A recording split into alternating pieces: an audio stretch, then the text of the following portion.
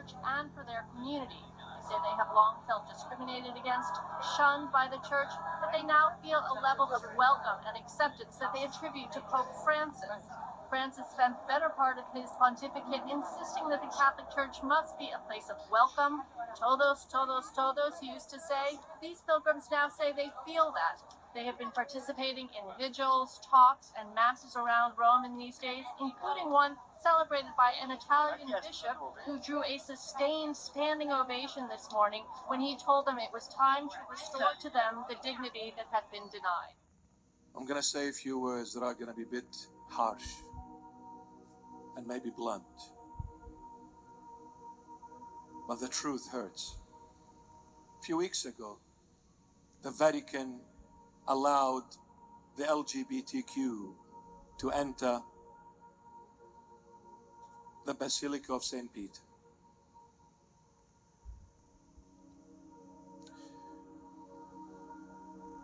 I'm a Christian Orthodox, but I love the Catholic Church. I respect the Catholic Church. I respect the Catholic Church when it adheres to the teachings of the Church Fathers, not the new way. The Church is welcoming, but not when certain groups come to desecrate the holy place. When they come inside the church, where the altar is erected, where the body and the blood of Christ is offered to the faithful, this place is holy. When somebody comes into the church and they are allowed by the Vatican to enter a church with a cross, carrying a cross with the colors, the cross painted in those evil colors. Now that is not welcoming, that is evil. It's not welcoming, it is evil. Be quiet.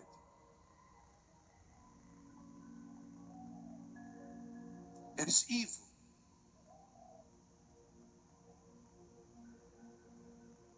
I just wonder, as Christians, until when are we going to be asleep?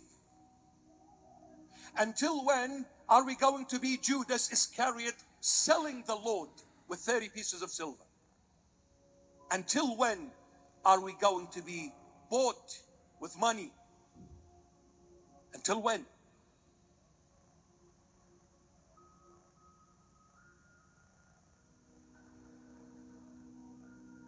I like Pope Leo XIV.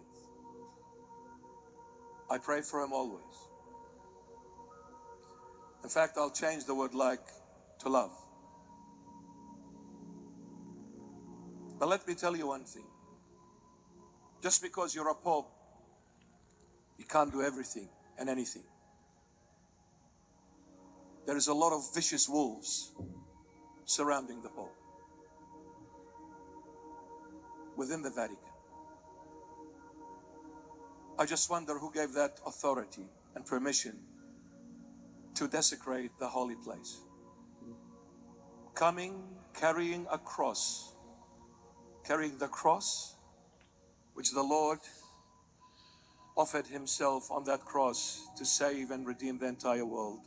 And that cross in those evil colors. I pray for the LGBTQ community.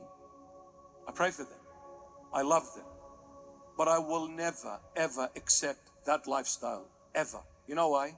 Because my Jesus never accepts it. And there is no authority higher than Jesus Christ of Nazareth, even if you're a pope, dear pope.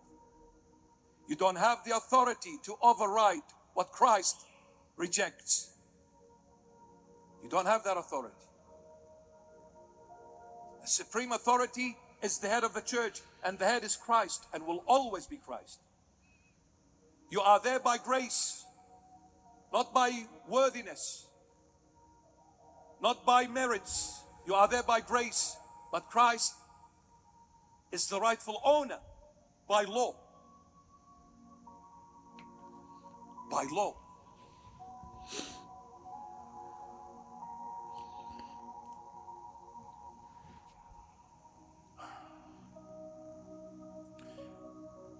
Do you know what the rainbow is about? It is a sign God, the true divine God, gave after the great flood had receded and all the water's gone. The rainbow appeared in the sky as a sign of peace, where God promised, I will not bring flood again. I will not bring flood as such ever again. God promised, I will not flood the world ever again. But God did not promise, I will not burn the world ever again. He flooded it in the beginning, He will burn it in the end. That rainbow, which God showed in heaven as the sign of peace, is a 7-color rainbow. The tares of Satan, the seed of lie, is a 6-color so-called rainbow. And if you're not aware, my beloveds, the most preferred number for Satan is number 6.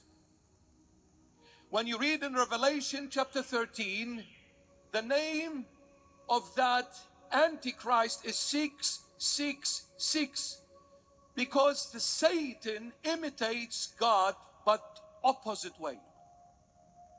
God is the Holy Trinity. Satan is the filthy Trinity. God is the Father and the Son and the Holy Spirit. And Satan is that old serpent with the beast, with the false prophet. 3 filthy Trinity. Read it in Revelation 13. And what is the number? 6. Not 666, no. 666. 666. Satan loves number 6. Why?